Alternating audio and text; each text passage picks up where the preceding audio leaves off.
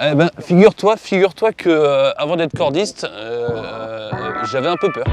Moi, tu me verras pas monter sur une échelle, par exemple.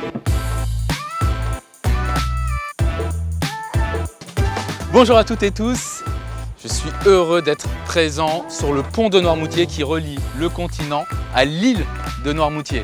Alors je serai en compagnie avec West Accro. On va passer de Noirmoutier à Paris où on va être en compagnie de Iliel qui sera suspendu à 34 mètres du sol sur un immeuble parisien. Et on va parler de cordistes, mais surtout des applications du cordiste, mais également son métier. Moi, j'étais électricien bâtiment avant dans une grosse entreprise d'électricité. J'ai eu envie de prendre l'air et de changer de métier. J'avais 8 ans de armée au Brésil, opération spéciale. Donc je descendu en rappel. La première fois, c'était au Brésil. Je suis formé ici en corde, alpiniste de bâtiment.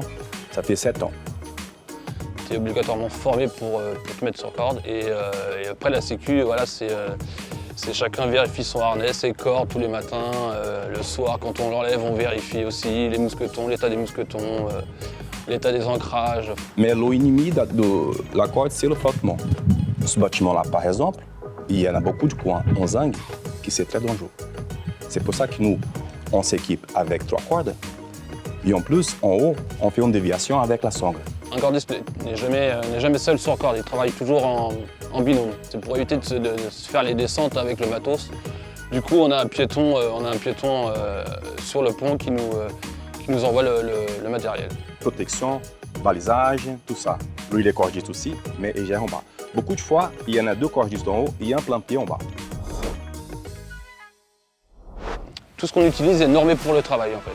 On ne peut pas utiliser du matériel d'escalade pour travailler.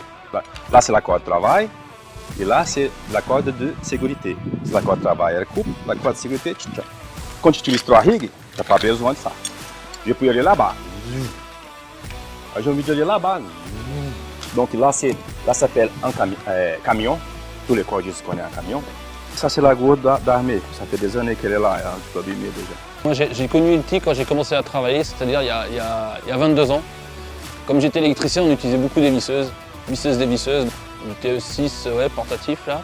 Ouais, de la meuleuse aussi portative, on utilise beaucoup aussi. Ouais. Donc je travaille avec Ilti, les deux principes après ma formation. Quoi. Je travaille avec elle tout le temps, moi j'aime bien parce que par rapport aux autres que j'ai connus, les autres marques, Ilti, elle est légère, elle est puissante, quoi. Elle est bien, elle est belle. C'est du bon matos pour les professionnels, c'est du très bon matos.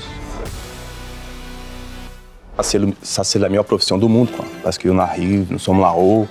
Aujourd'hui, c'est le bâtiment ici. Nous, il y a une belle vue. Demain, c'est un autre bâtiment là-bas, une belle vue. Donc, ça change tout le temps. Ouais, un peu l'adrénaline, le fait de toucher à toutes sortes de travail sur corde, en fait. Voilà, c'est polyvalent sur corde. Cette sensation de liberté.